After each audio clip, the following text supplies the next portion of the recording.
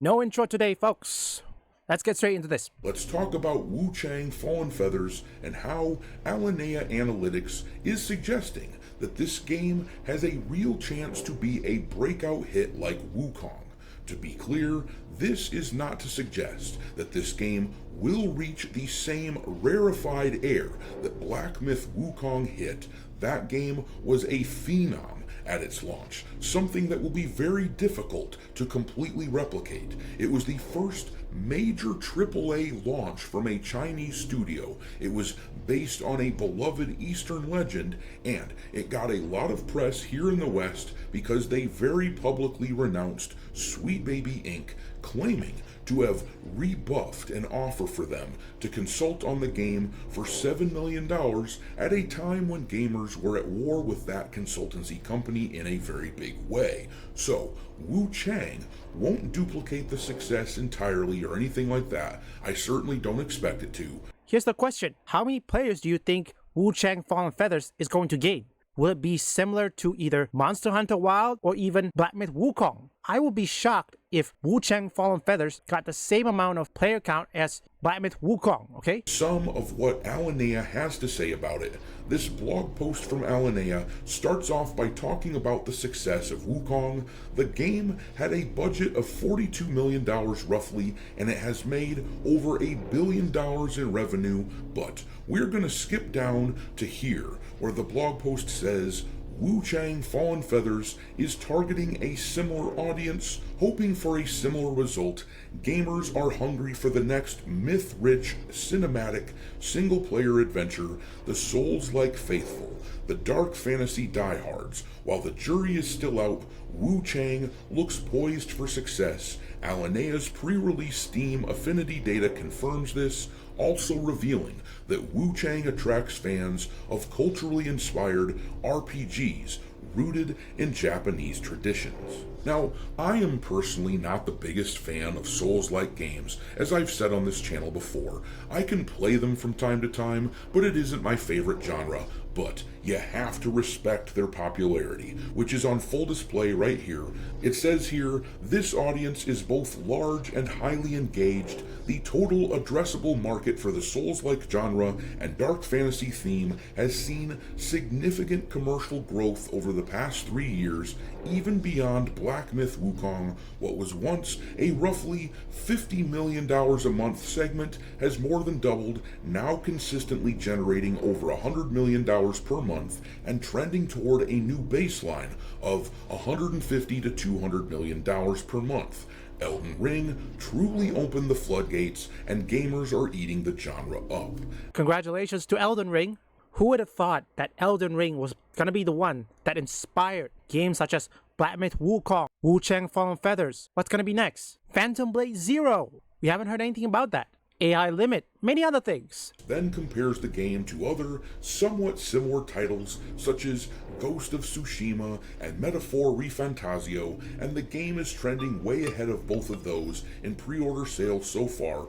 I don't want to pour over too much of their data here though. They get really into the weeds, and I try not to make my videos too long, but if you want to read about it, I will have a link to this blog post in the description of the video. Fair warning, it is pretty long. But right here it talks about why the game has so much buzz. It says, an Xbox partnership heavily contributed to Wuchang's initial marketing. Xbox missed out on Black Myth, and it does not want to make that same mistake twice, so yeah, it's worth noting that this game is on Game Pass on day one, marking yet another game on that platform, which is set to succeed, blowing up the narrative that the only reason that games like Avowed and Flintlock The Siege of Dawn, the only reason they didn't sell well was because they were on Game Pass. But then the article says, following the Xbox partner preview in October of 2024, Wuchang quickly went viral in China. The trailer racked up over 7 million views on Bilibili within days and has since amassed over 17,000 comments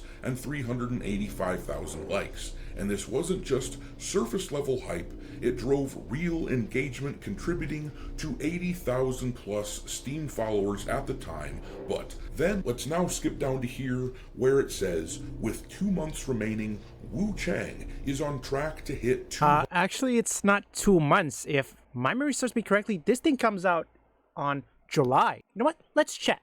Yes, July the 24th. Even though it's less than 2 months, and by the time it's July 24th, it'll be 1 month later, and I'm ready for it. 100,000 launch followers. Just 10 titles across all games have ever reached 200,000 plus followers at launch on Steam.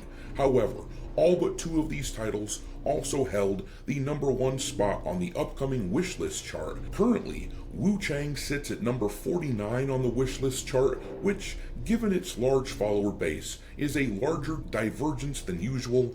This is a cultural difference spanning from the game's China-heavy fanbase. So yeah, it really does look like the Chinese are going to buy the hell out of this game and turn it into a massive hit, and it will sell here in the West as well. And to be clear, I don't want to be supportive of Chinese games. Let's be real, China will use their standing with gamers as they become more successful in the industry, and they will find a way to stab us in the back because the Chinese government is deceitful and selfish, and they only care about acquiring power and respect for itself, and any Chinese company has to be treated as an agent of the state. Chinese gaming companies are like the guy in the white panel van handing out candy. Yeah, he might just be trying to lure you in, but if you're starving, then you're not going to question it. You're just going to eat the candy. And that is what the Western gaming studios have done to the industry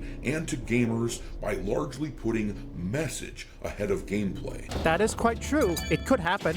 We're in the midst of it. I mean, which would you choose? The East or the West? If the Western slop, or in this case, the Sweet Baby Ink stuff and all that, if they hadn't do this stuff back in 2023 or 2024 for that matter, this kind of thing would not have happened, okay? China wouldn't have to see succeeds or success after success. Honestly, I'm still supporting of Chinese, mainly all Asian games. I'm gonna be starting playing most of the time.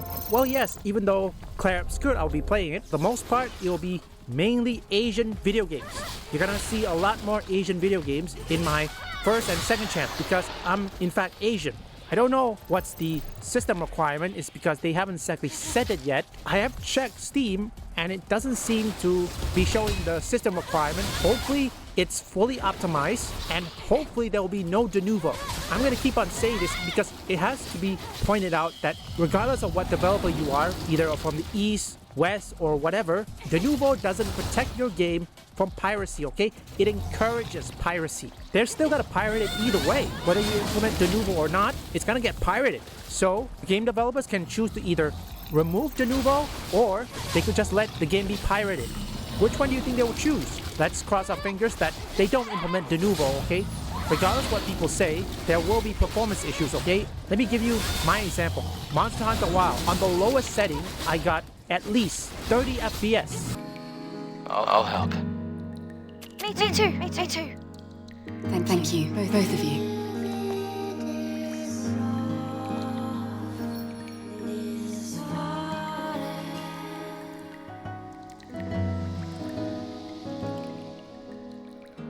Leave a like and subscribe if you want woke or anti-woke detected, or you just want to see me play games, or perhaps you like trending topics. Visit my second, third, and fourth channel up here or link in the description.